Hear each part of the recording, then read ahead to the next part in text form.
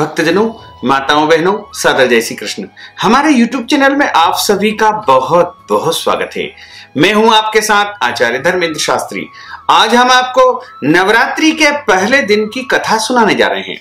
बोलिए शैलपुत्री माता की जय। नमो देव्यै महादेव्यै शिवायै सततम नमः। नमः प्रकृते भद्राय निहिता प्रणता स्मतां मां। बोले शैलपुत्री माता की जय। वंदे वांछित लाभाय चंद्रार्ध कृत शेखराय वृषारूढ़ां शूलधरां शैलपुत्रीं यशस्विनीं।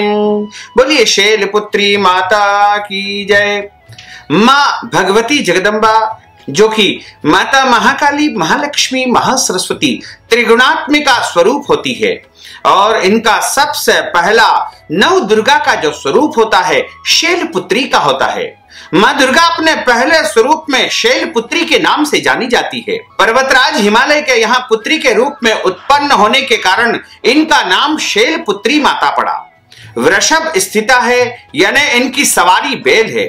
इन माताजी के दाहिने हाथ में त्रिशूल और बाएं हाथ में कमल पुष्प सुशोभित है। यह नव दुर्गाओं में प्रथम दुर्गा है। माता के 9 स्वरूप में पहला स्वरूप माता शैलपुत्री का है। नव दुर्गाओं में प्रथम शैलपुत्री दुर्गा का महत्व है और इनकी शक्तियां अनंत है।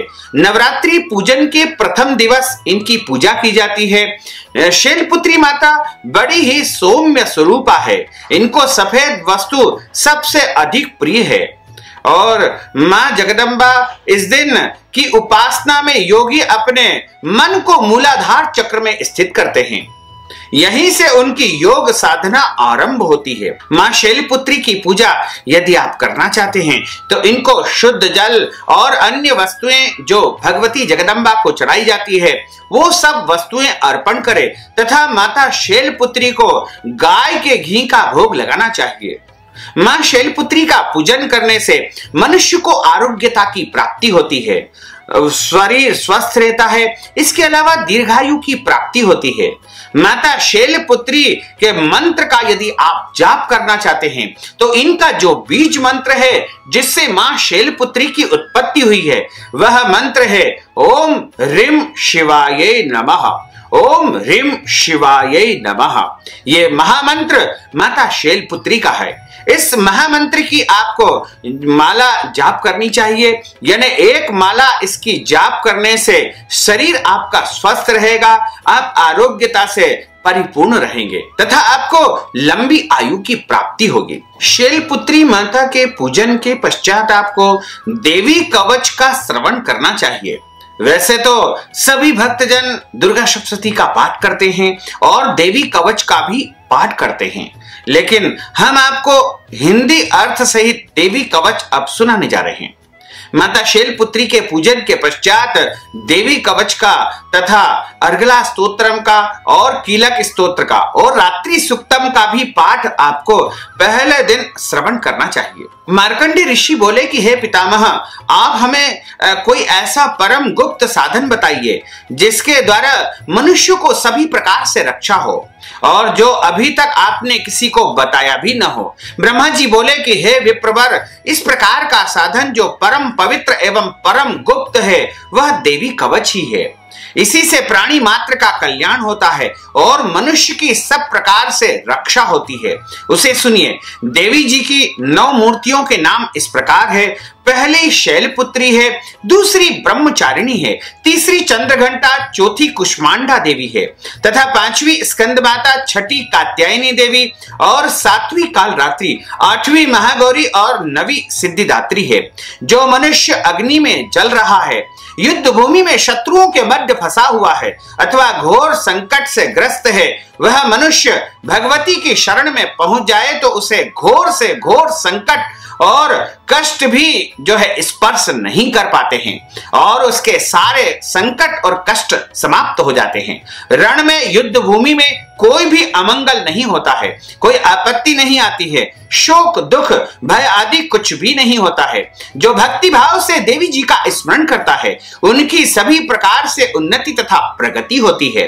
हे भगवती, जो भी आपका स्मरण करता है वह इस संसार में उन्नति तथा प्रगति को प्राप्त करता है। निसंशय उसकी आप रक्षा करती है। प्रेत की सवारी करने वाली चामुंडा देवी वाराही महिष पर, ऐन्द्री हाथी पर, वैष्णवी गरुड़ पर, माहेश्वरी बैल पर, कौमारी देवी मोर के ऊपर और माता महालक्ष्मी कमल के आसन पर विराजित है।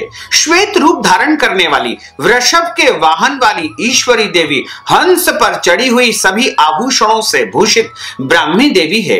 इस प्रकार अनेक प्रकार के रत्नों से विभूषित सभी योग शक्तियों से संयुक्त ये सभी माताएं हैं। यह सभी देवियां क्रोध युक्त मुद्रा में रथों पर सवार होकर दर्शन देती है।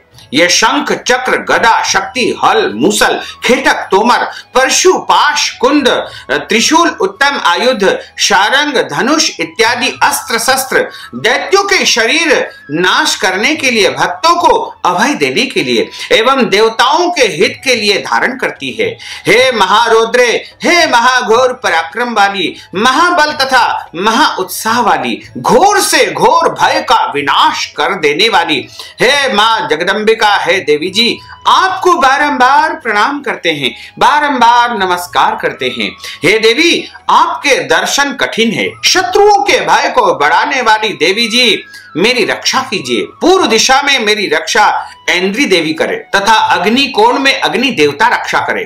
दक्षिण दिशा में वाराही देवी, नैऋत्य कोण में खड्ग धारिणी, पश्चिम में वारुणी देवी, वायव्य कोण में मृग वाहिनी, उत्तर दिशा में कौमारी देवी, ईशान कोण में शूल धारिणी और ऊपर ब्रह्माणी एवं नीचे पृथ्वी पर वैष्णवी देवी मेरी रक्षा करे।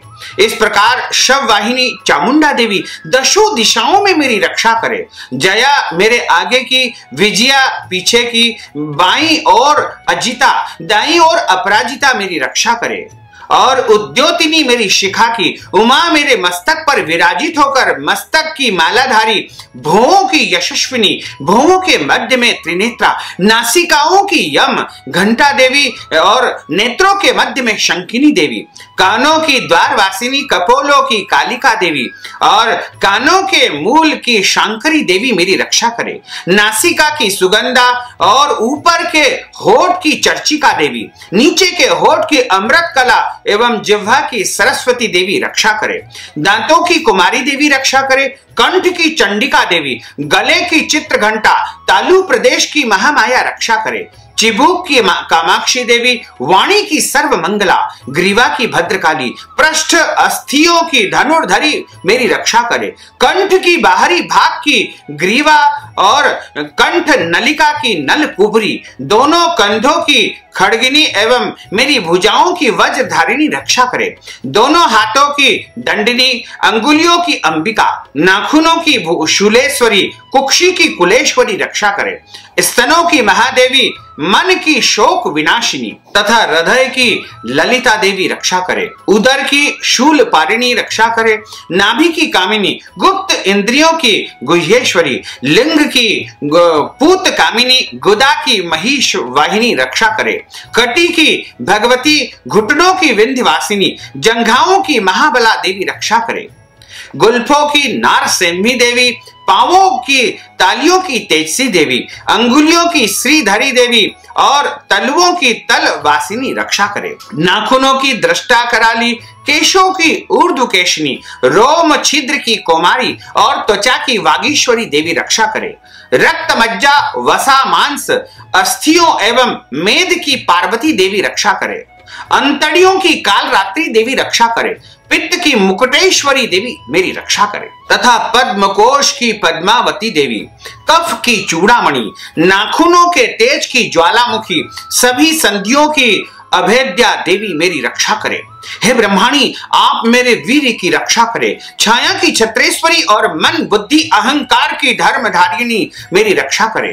प्राणों की कल्याण शोभना और शब्द स्पर्श रूप रस गंध इन 5 इंद्रियों की योगिनी सत्व रज तम की नारायणी सर्वदा रक्षा करे। आयु की वाराही, धर्म की वैष्णवी, यश एवं कीर्ति की लक्ष्मी तथा धन विद्या की चक्रिणी रक्षा करे। इंद्राणी मेरे गोत्र की रक्षा करे। चंडी के मेरे पशुओं की रक्षा करे। महालक्ष्मी मेरे पुत्रों की रक्षा करे। भैरवी मेरी भार्या की रक्षा करे। मेरे पथ की सुपथा देवी, मार्ग की क्षेम करी, राजा के दरबार में महालक्ष्मी एवं सभी दिशाओं में स्थित होकर विजया देवी मेरी रक्षा करे, और जो भी स्थान कवच में नहीं आए हैं और जो आरक्षित है उन स्थानों की पाप नाशिनी जयंती देवी रक्षा करे। मनुष्य यदि अपना मंगल चाहता है तो एक कदम भी बिना कवच के कहीं पर न जाए। कवच से नित्य रक्षित मनुष्य जहां जहां पर जाता है वहीं से उसे धन का लाभ तथा सभी कामनाओं की सिद्धि प्राप्त होती है।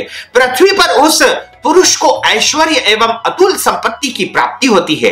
वह मनुष्य निर्भय होकर के इस पृथ्वी पर जो है पूरी तरह से सुखों को प्राप्त करता है। युद्ध भूमि में कोई भी उसे पराजित नहीं कर सकता है।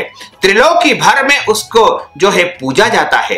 यह देवी कवच देवताओं के लिए भी दुर्लभ है। इसको अत्यंत श्रद्धा के साथ में सावधान होकर के जो तीनों संध्याओं के समय यानी प्रातः काल, दोपहर समय और सायंकाल के समय पढ़ता है उसे देवी कला प्राप्त होती है। उसे कोई भी जो है इस तीनों लोकों में पराजित नहीं कर सकता है। उसे अकाल मृत्यु कभी भी नहीं आती है। वह 100 वर्षों से भी अधिक उम्र को प्राप्त करता है। लूता, चेचक, कोढ़ आदि सभी व्याधियां, सारे रोग नष्ट हो जाते हैं। जंगम तथा कृत्रिम विष आदि विष निवृत्त हो जाते हैं।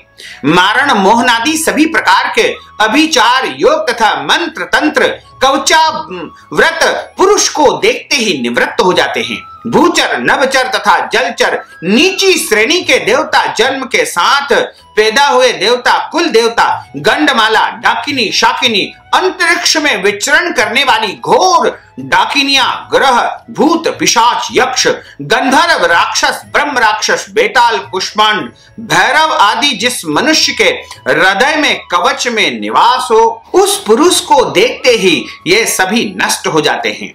राज सम्मान उसे प्राप्त होता है। यह कवच उसका तेज, यश और कीर्ति को बढ़ा देता है। चंडी पाठ करने वाला पहले कवच का पाठ कर लेवे। जब तक पर्वत, वन, काननों के साथ यह पृथ्वी टिकी हुई है और देहांत होने पर महामाया की कृपा से देव दुर्लभ परम स्थान की उसे प्राप्ति होती है। सुंदर रूप को पा करके वह सदा शिव के साथ में आनंद को प्राप्त करता है। श्री देवी कवचम श्री जगदम्बार्पणमस्तु। बोलिए जगदम्बे मात की जय। अब हम आपको अर्गला स्तोत्रम सुनाने जा रहे हैं। श्री मार्कंडेय ऋषि कहते हैं कि जयंती मंगला काली, भद्रकाली कपालिनी, दुर्गा क्षमा शिवा धात्री, स्वाहा स्वधा नमोस्तुते। इस प्रकार इन सभी देवियों को हम सभी मिलकर के प्रणाम करते हैं, इनकी वंदना करते हैं। हे चामुंडे देवी, समस्त प्राणियों के दुखों का निवारण करने वाली, आपकी सदा जय जयकार हो। हे सर्वव्यापक देवी कालरात्रि, आपकी जय हो। मधु तथा केटप दैत्यों का दलन करने वाली, ब्रह्मा जी को वर देने वाली, आपको बारंबार नमस्कार है। हे देवी, आप मुझे सुंदर रूप दो, जय दो, यश दो तथा काम क्रोधादि शत्रुओं का नाश कर दो। महिषासुर का नाश करने वाली, भक्तों की सुखदाता देवी जी को बारंबार नमस्कार है, उन्हें प्रणाम है। मुझे रूप दो, जय दो, यश दो, शत्रुओं का नाश कर दो। हे रक्त बीज का वध करने वाली देवी और चंड मुंड असुरों का विनाश करने वाली माता, मुझे सुंदर रूप प्रदान कर दो, जय दो, यश दो और मेरे समस्त शत्रुओं का विनाश कर दो, उनका वध कर दो। हे पाप नाशक चंडिके, जो सर्वदा भक्ति पूर्वक आपके चरणों में मस्तक झुकाते हैं, उन्हें रूप दो, जय दो, यश दो, शत्रुओं का नाश करो। हे सभी व्याधियों का नाश करने वाली चंडिके देवी, जो आपकी भक्ति पूर्वक स्तुति करते हैं, उन्हें रूप दो, जय दो, यश दो, शत्रुओं का नाश करो। हे देवी, आप मुझे सौभाग्य प्रदान करो, आरोग्य प्रदान करो और इस संसार में परम सुख मुझे प्रदान करो। रूप दो, जय दो, यश दो, शत्रुओं का विध्वंस करो। मेरा कल्याण कीजिए और उत्तम धन संपत्ति मुझे प्रदान कर दीजिए। रूप दीजिए, जय दीजिए, यश दो, शत्रुओं का नाश करो। हे माता, हे जगदम्बिके, आपके चरणों पर देवता और दैत्य दोनों अपने मुकुट की मणियां घिसते रहते हैं। हे मातेश्वरी, आपने भक्त को विद्यावान, यशवान, लक्ष्मीवान कर दीजिए। बड़े बड़े अभिमानी दैत्यों के अभिमान को चूर्ण करने वाली चंडिके, मैं आपको बारंबार प्रणाम करता हूं, आपको नमन करता हूं। हे चार भुजाओं वाली माता, चतुर्भुज ब्रह्मा जी आपकी स्तुति करते। हे परमेश्वरी, रूप दो, जय दो, यश दो और बैरियों का विध्वंस करो। श्री पार्वती के पति महादेव जी से स्तुत्य है परमेश्वरी, रूप दो, जय दो, यश दो, शत्रुओं का नाश करो। हे देवी जी, आप तो कठोर भुज दंड रखने वाले दैत्यों का घमंड नाश कर देती है। हे अंबिके, आप अपने भक्तों के लिए अपार आनंद की वृद्धि करती हो। मुझे रूप दो, जय दो, यश दो, शत्रुओं का नाश करो।